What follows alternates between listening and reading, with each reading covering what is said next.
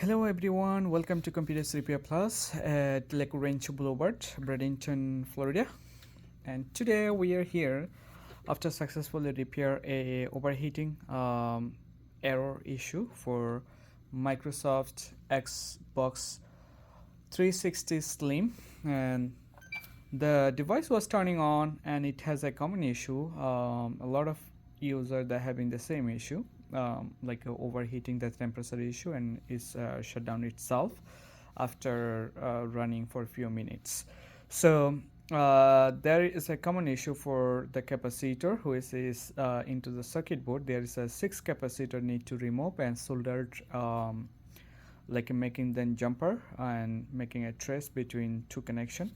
So we did soldering for 6 of them and removed 6 of them, and successfully it's fixed. Now it's working fine and no more error. This is the update for Xbox 360 Slim user. If you're having that same issue, definitely we can desolder the capacitor and we can solder the trace and using a trace, and then we can fix the issue.